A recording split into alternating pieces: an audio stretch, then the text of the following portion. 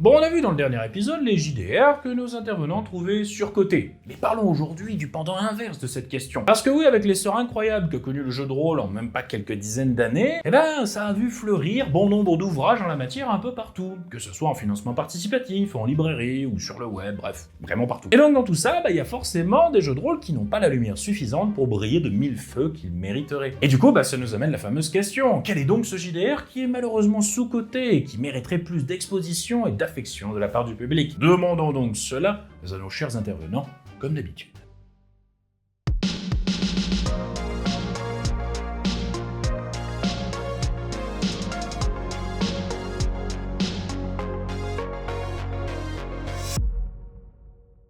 Alors là, je vais vous parler d'un jeu que j'adore et meilleur souvenir de MJ.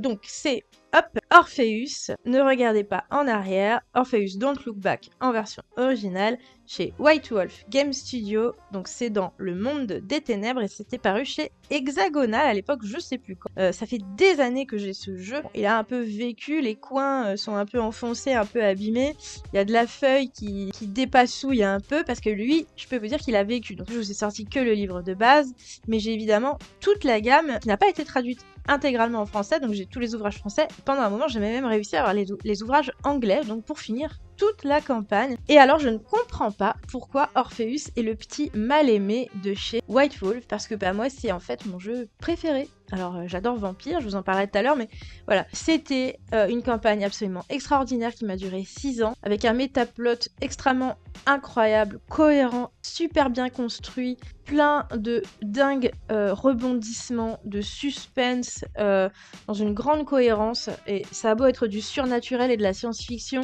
il y a une accroche au réel qui est très solide pendant tout le début de la campagne, avec des choses très dans l'espionnage, la CIA, les expérimentations cachées du gouvernement aux États-Unis.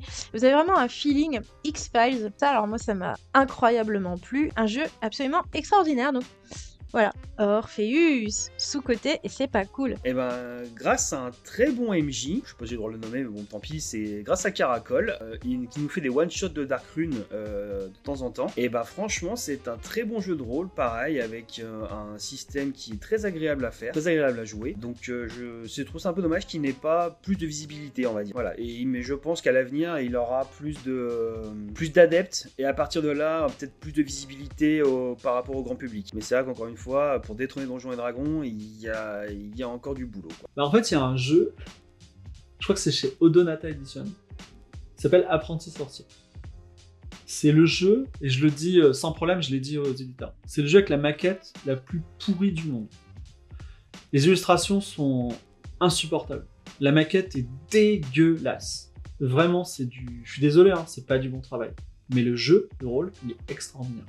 C'est un jeu de rôle, c'est le jeu de rôle de mes rêves. C'est-à-dire que c'est un jeu de rôle dans lequel on a de la magie freeform. On est des apprentis sorciers. C'est pas du tout Poudlard, c'est plutôt un monde de magie, quoi. On peut tous être magiciens, il y a des races très exotiques. Et il y a une magie freeform. Donc la magie freeform, ce qui est cool, c'est que elle permet on peut créer n'importe quoi, et ça c'est assez rare en fait. C'est ce que devrait être la magie dans JRTM, quoi. Donc c'est un petit jeu indé que tout le monde va bouder parce quand tu le regardes, c'est un objet immonde, mais l'intérieur c'est un diamant, quoi. Donc j'ai même dit à Sébastien Moricard, mon associé chez Elderfam, je lui ai dit, ça ne tirait pas de racheter Apprenti Sorcier pour qu'on leur fasse des belles illustrations. Voilà. Après c'est un parti pris, quoi. Peut-être que quand je dis c'est immonde, c'est juste ma vision, mais c'est quand même une maquette qui est compliquée, en plus avec du papier glacé, tout ça, voilà. Alors c'est un JDR que personne ne va connaître. Pour le coup, ça s'appelle Elos. Ça s'écrit E-L-O-T-H. C'est un JDR qu'un pote a fait. Qu'il a créé de A à Z avec un univers un peu dans le mélange entre Skyrim, Witcher, très ancré en Europe, dans une Europe un peu médiévale, fantasmée côté plutôt, on va dire, voilà, peste, enfin vieux contes et légendes, peste noire un peu, voilà, genre de truc un peu, mais avec un système c'est surtout le système de jeu que j'ai trouvé très intelligent et que j'ai eu l'occasion de tester à moult reprises, et qui permet de bien simuler la fatigue d'un combat, sans que ça soit lourd et sans que ça soit des mécaniques de calcul, etc. Le tout avec juste des dés qu'on utilise et qu'on perd au fur et à mesure et qu'on utilise avec parcimonie. Et donc j'ai trouvé ça très très intelligent de sa part. Donc ça s'appelle Elos. Si jamais, voilà, vous voulez, désolé pour le micro, mais si vous voulez aller voir Elos, je sais Je pense que c'est encore disponible sur son Discord ou sur internet. Vous tapez Hello, je pense que vous pouvez le trouver. Ou sinon, bah écoutez, demandez-moi. Vous passez sur le stream et vous demandez et je vous trouverai ça avec grand plaisir. Je sais pas s'il est peu apprécié. Ce qui est sûr, c'est qu'il est peu connu. En tout cas en France. Enfin, au moins on le connaît de nom, mais on le connaît pas en tant que jeu. J'en ai bien assez parlé, c'est RuneQuest. RuneQuest, c'est à la fois une grosse bonne découverte que j'ai, parce que je l'ai découvert finalement en jouant au jeu de société Gloranta, la guerre des dieux. Tout cet univers médiéval fantastique, antiquité fantastique, qui s'éloigne beaucoup de ce qu'on connaît d'un Donjons et Dragons, de tous ces jeux-là médiévaux fantastiques. Mais c'est surtout que c'est un bouquin qui est très intimidant par son nombre de pages, par la fiche perso que tu pourras peut-être mettre en image, qui fait vraiment peur la première fois qu'on la voit, alors que en fait quand on lit le bouquin petit à petit, on se rend compte que rien n'est complexe, mais que c'est très dense. Donc en fait c'est pas de la complexité, c'est juste que il va falloir lire et s'imprégner de ce qu'il y a, et globalement vous aurez rarement besoin de absolument tout. Et pourtant je pense que ça mériterait tout autant qu'un Donjon et Dragon, etc. C'est un système décent qui est très peu présent dans les jeux qui sont joués en France, étonnamment, sauf quelques jeux en ligne, enfin qu'on joue beaucoup plus à distance, etc. Donc moi j'aimerais bien que RuneQuest soit un peu plus connu, donc je le mets un peu plus en avant. Voilà. Le JDR qui est le plus sous-coté pour moi, c'est Iron Sword de Sean Tompkins. Donc c'est un jeu que vous trouverez pas en physique en français, mais il y a la traduction française gratuite sur internet. Et c'est un jeu qui permet tout particulièrement de jouer sans MJ ou en solo. Alors moi, je suis pas particulier. Enfin, ma chaîne s'appelle Le Bon MJ, donc vous doutez bien que j'adore le rôle de MJ. Mais franchement, pour expérimenter le jeu de rôle en solo et le jeu de rôle sans MJ, je trouve que c'est excellent. Vous allez apprendre plein de trucs justement pour vos pratiques en tant que MJ. C'est un des jeux qui fait la meilleure utilisation des oracles, donc des tables aléatoires, pour générer du contenu de manière émergente. Il y a des super bons oracles, et récemment il y a Starforged qui est sorti, qui est une sorte de suite spirituelle de Iron Sword. Ça utilise les mêmes règles, c'est vraiment nickel. Et pareil, si ça vous fait peur d'utiliser des systèmes powered by the Apocalypse, donc des jeux plutôt narratifs, etc., Iron Sword c'est un bon moyen de mettre le pied là-dedans, je pense, parce que vu qu'on vous propose une expérience solo, vous pouvez facilement, c'est même fait pour ça, tester un peu cette dynamique Powered by the Apocalypse tout seul avant de la proposer à votre table, par exemple. Et j'ai vraiment eu des excellentes expériences de jeux de rôle solo, c'est assez surprenant. La plupart du temps, on a un a priori là-dessus, un peu comme quelqu'un qui aurait jamais fait de jeu de rôle et qui a un a priori sur le jeu de rôle. Je trouve qu'il y a pas mal de rôlistes qui ont des a priori sur le fait de faire du jeu de rôle solo, et je trouve ça dommage. Alors je vais prêcher pour ma paroisse, et pour l'occasion, je pense que les gens qui ne me connaissent pas vont soit me haïr au plus profond de leur être, déjà après la question précédente, et avec celle-ci, puisque, et puis les autres qui aiment ce système-là vont certainement venir voir ce qu'on fait. En tout cas, j'espère, je vous invite à venir voir ce qu'on fait. C'est Pathfinder. Là, pour le coup, bon, je pense qu'il doit y en avoir qui l'ont mis dans le système le plus imbuvable, parmi les autres personnes qui participent à cette interview. Dans le sens où, en fait, on peut y jouer sans utiliser toutes les règles, c'est tout à fait faisable, et on peut complètement improviser sur les règles. Mais si à un moment donné, on ne sait pas comment faire, le système nous apporte toujours une solution à la situation à laquelle on est plongé. Et pour moi, je trouve que pour un MJ qui n'aime pas forcément trop improviser, ou un MJ qui veut avoir une certaine rigueur dans ce qu'il fait, ça peut être très convenant. Personnellement, j'aime beaucoup improviser, donc j'utilise pas toutes les règles. C'est plus une question d'habitude pour ma part, puisque j'y joue depuis très longtemps. Voilà. Et puis d'un point de vue personnalisation, perso, y a de quoi faire. Sans doute un peu trop, peut-être, mais bon. Alors, ce jeu de rôle, ce plaisir, ce jeu de rôle qui est... Alors il n'est pas sous-coté, mais je trouve qu'il pourrait vraiment avoir un plus-value en France du moins. C'est Mutant Year Zero. Alors ce jeu de rôle, c'est mon bébé, mais vraiment, c'est le jeu de rôle de mon cœur. Alors pourquoi Mutant Year Zero est le jeu de rôle de mon cœur ? Pour plusieurs raisons. Premièrement, c'est l'un des jeux auxquels j'ai le plus joué. Il a une mécanique de jeu qui fait qu'on a une vraie facilité à lancer des scénarios. On est tous dans une arche, on est dans un domaine post-apo, et on se retrouve confronté à l'adversité du monde, à devoir sortir, trouver de la nourriture, créer des projets, construire son arche, faire de l'agriculture. Enfin, on a vraiment un jeu qui est basé sur la gestion des ressources en fait et du peuple. Et puis on a plein de problématiques comme le fait que toute l'arche soit stérile, toutes sortes de choses qui créent du gameplay.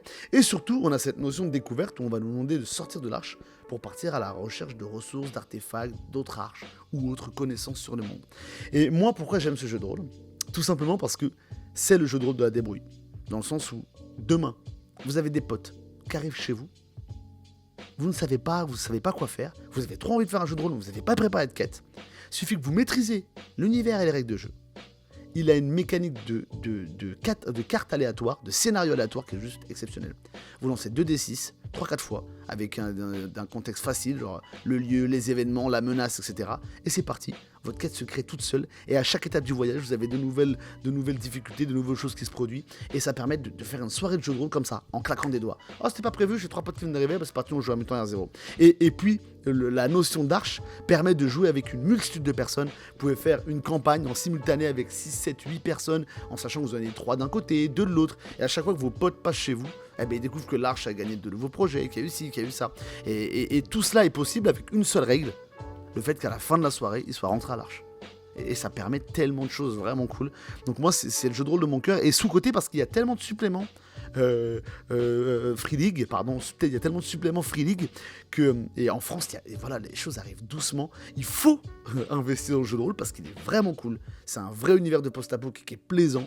Et surtout, il existe une quantité astronomique de suppléments en anglais que je veux qu'ils arrivent en France. Donc, allez voir mes vidéos que j'ai fait sur Mutant R0. Je vais vous donner envie d'y jouer. Je vais vous donner envie de découvrir cet univers. Et moi, c'est vraiment un gros plaisir. Et je remercie Arkane d'avoir repris la licence derrière son détour, car j'ai eu peur qu'elle disparaisse dans les limbes. Donc voilà, jouer à Mutant R0, c'est de la bombe. Alors pour moi, le jeu de rôle le plus sous-coté, ou du moins celui qui mériterait plus d'amour de la part du public, c'est Star Wars Force et Destinée, et toute la gamme Star Wars FFG en règle générale, parce que c'est un jeu qui est fortement décrié de par son utilisation des dés spéciaux, alors que c'est un système que j'aime beaucoup et qui je trouve sert beaucoup la narration. Déjà, on a le principe d'avantages et de menaces, qui sont des conséquences secondaires positives ou négatives, qui viennent en plus du succès ou de l'échec au test. Donc ça force le MJ et les joueurs à imaginer des conséquences hautes au test, et donc ça augmente le nombre d'embranchements possibles après un jet de dés. Ensuite, on a les dés de fortune et d'infortune qui correspondent à l'influence de l'équipement, de l'environnement et de la chance. Donc ça pousse les joueurs à essayer de se mettre dans de bonnes dispositions par la narration afin de maximiser les chances de réussir le jet. Cependant, c'est un système qui, je trouve, gagne à être joué sur VTT, donc Virtual Tabletop, comme Let's Roll, où il est disponible gratuitement, parce qu'avec le logiciel, on a l'affichage du résultat qui se fait directement, et donc ça évite la phase un petit peu fastidieuse où on doit comparer chaque symbole pour faire le compte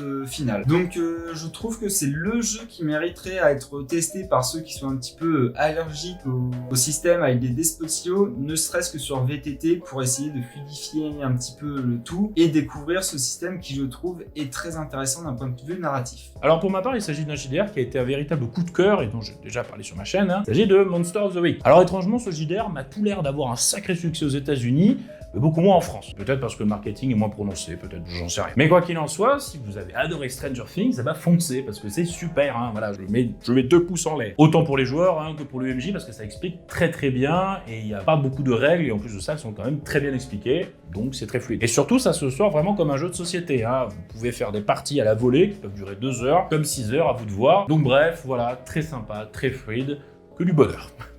Et voilà donc qui conclut cet épisode 5 de cette série avec des intervenants au top comme d'accoutumé. Merci encore à ces derniers pour leur participation et à Alice Faye pour le concept de la vidéo que j'ai pu gentiment lui emprunter. Et vous de votre côté, c'est lequel votre JDR chouchou que vous aimeriez voir un peu plus sous le feu des projecteurs? Racontez-nous donc tout ça en commentaire de cette vidéo, voulez-vous? Quant à moi, il ne me reste plus qu'à vous souhaiter une très bonne journée ainsi qu'une excellente semaine. On se retrouve dans 15 jours avec l'épisode 6 de cette série. De gros bisous à tous, comme d'habitude, vous savez, oui, c'était le scénarien.